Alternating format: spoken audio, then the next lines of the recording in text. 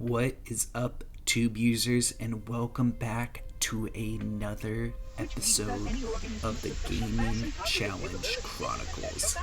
Today we are diving into two betrayals from the Halo 1 campaign on Legendary difficulty. I think this mission overall was the most difficult for me. It definitely took the longest, and there was a few reasons. First off, there's more rocket launcher flood guys to deal with, which is just kind of RNG based. If you get hit by them, it's a one-shot even if you're at full health, so that kind of sucks, and it's really frustrating to deal with, but I ended up getting through it. But I think the trouble I had most is in this mission you have to go to these like constructs and use your shields on your suit to EMP them. So basically you EMP them and it takes down your shields, and then a whole bunch of enemies come and attack you. So you have to kind of just prep for that without any shields. So it can be really difficult, and I had a lot of trouble trying to get through it. But once it's always the same where enemies spawn. So once you understand the spawns, it can be fairly easy, and this is my first run through of just legendary difficulty of a Halo game in general, so it's just a learning curve of just knowing those spawns and being able to basically like nade spam them when they come out. The other big thing that I had a lot of trouble with is all of these constructs that you have to get to. You have to use a Banshee in order to get to them, and most of the actually I think all of the Banshees that you have to get to are guarded by enemy. Is it the Wraiths? They're like Covenant tanks. I forget. I think they're called Wraiths. But yeah, the big enemy tanks, they were pretty difficult, and it's also covered by enemies too, enemy Covenant. So it was just a race to get there like in a Ghost or a Warthog to the Banshee, and then just fly vertical as quickly as possible to avoid as much damage. Which it's super hard, especially in Halo 1, because your health is related to the ship that you're in, so you're a bigger target when you're in any sort of vehicle. And yeah, it was tough, and especially with a Wraith that can one-shot you pretty easily, and since they're really close, it can just be a nightmare to deal with. But got through it eventually, and yeah, I think I if I remember right, the next two missions are a little bit easier, but we'll see when we get to them. So I hope you guys enjoy the video. Make sure to leave a like if you do, comment, and definitely hit that subscribe button. And I'll catch you in the next one. Peace. Get us out of here. If you are unwilling to help, I will simply find another. Still, I must have the index. Give your construct to me, or I will be forced to take her from you. That's not going to happen. So be it. Save his head. Dispose of the rest. Look out.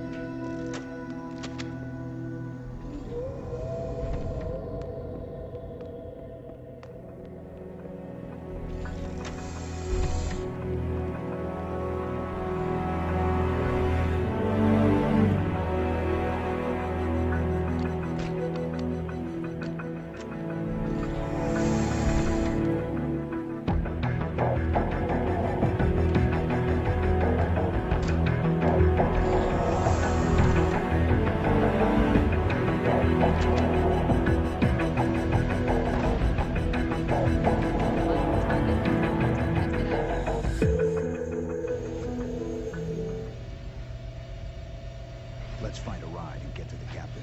No, that'll take too long. You have a better idea? There's a teleportation grid that runs throughout Halo. That's how the monitor moves about so quickly. I learned how to tap into the grid when I was in the control center. Unfortunately, each jump requires a rather consequential expenditure of energy. Something tells me I'm not gonna like